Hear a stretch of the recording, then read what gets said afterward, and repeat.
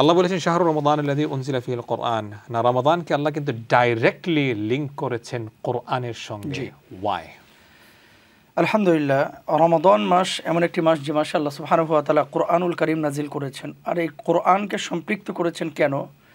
আমরা সূরা কদরের দিকে যদি লক্ষ্য করি তাহলে আল্লাহ সুবহানাহু ওয়া তাআলা নিজেই বলছেন লাইলাতুল কদরি খায়রুম মিন আলফি শাহর।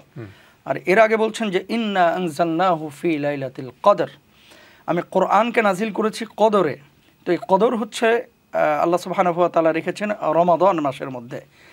তো কোরআন এবং রমাদানের যে সম্পর্কটা, এই সম্পর্কটা হচ্ছে দ্বিপাক্ষিক সম্পর্ক এবং একে অপরের সাথে ওতপ্রোতভাবে জড়িত। কোরআনকে আল্লাহ সুবহানাহু ওয়া তাআলা এ মাসে নাজিল করেছেন, এ মাসের মর্যাদা আল্লাহ তাআলা বাড়িয়ে দিয়েছেন। তো কোরআন নাজিলের মাস মাহে রমাদান, এটা আল্লাহ সুবহানাহু ওয়া তাআলা কোরআনুল কারীমে নিজেই বলেছেন। এখন আমাদের করণীয় কি?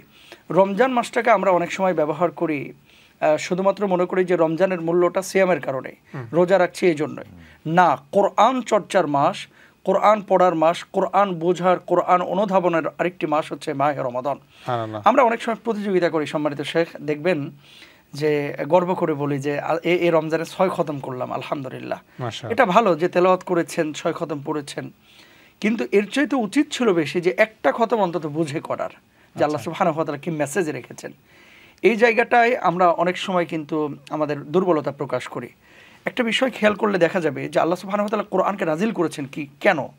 হুদাল লিন্নাস হুদাল লিল মুত্তাকিন, তো মানুষের জন্য এটা হেদায়েত স্বরূপ, মুত্তাকিদের জন্য হেদায়েত স্বরূপ। তো এই কোরআনটা কখন মানুষের জন্য হেদায়েত হবে?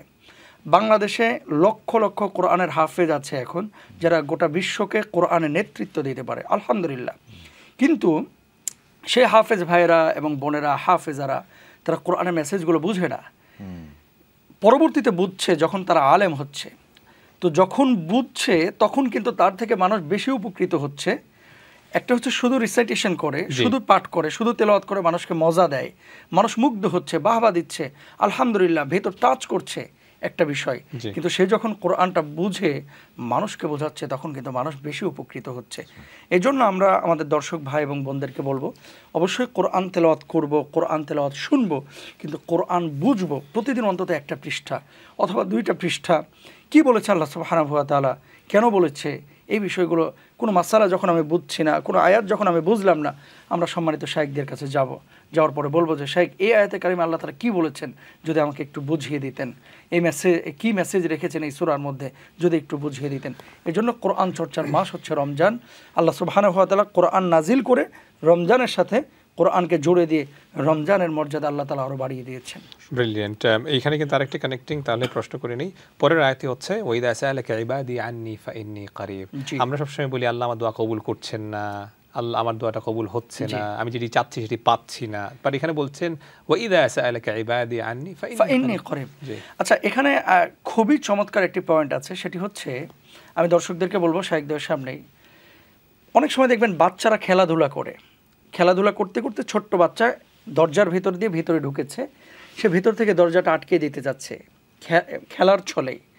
বাবা মা বুঝে যে যদি দরজাটা আটকে দেয় তাহলে ভেতর থেকে সে খুলতে পারবে না, ছোট বাচ্চার কথা বলছি।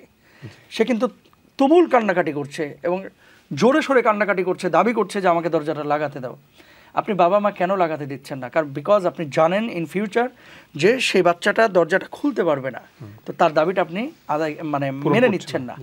আমরা বান্দা, আল্লাহ সুবহানাহু ওয়া তাআলা আমাদেরকে দিয়েছেন কোনটা আমার জন্য কল্যাণকর, কোনটা অকল্যাণকর, এটা আল্লাহ ছাড়া আমরা খুব বেশি জানি না।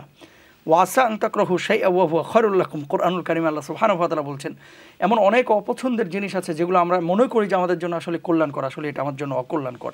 তো আমার দায়িত্ব হচ্ছে দোয়া করা, আল্লাহর কাছে বলা এবং আল্লাহর কাছে হাওয়ালা করে দেওয়া যে আল্লাহ, যদি আমার জন্য এটা কল্যাণকর হয় তাহলে এটা আপনি আমার জন্য বাস্তবায়ন করেন, আমার এই দোয়াটি কবুল করেন। আর যদি আমার জন্য অকল্যাণকর হয়, আল্লাহ যদিও আমি চাচ্ছি, আমি নাদান না খান্দা, আমি বুঝি না, আল্লাহ আপনি এটা বাস্তবায়ন করেন না। আল্লাহ বলছেন উদউনি আস্তাজিব লাকুম, আমাকে ডাকার মতো ডাকো, আমি ডাকে সাড়া দিব। তো ইনশাআল্লাহ রমজান মাস দোয়া কবুলের মাস। আমরা যদি আল্লাহর কাছে সেভাবে চাইতে পারি, সেভাবে ডাকতে পারি, আল্লাহর নিকটে যাওয়ার চেষ্টা করি, অবশ্যই আল্লাহ সুবহানাহু ওয়া তাআলা আমাদের ডাকে সাড়া দিবেন, আমাদের দোয়াগুলো কবুল করবেন। তাড়াহুড়া করব না দোয়া কবুলের ক্ষেত্রে, আমরা স্থির হয়ে আল্লাহর কাছে চাইতে থাকবো ইনশাআল্লাহ। এক্সেলেন্ট, জাযাকাল্লাহু খাইরান ইনশাআল্লাহ।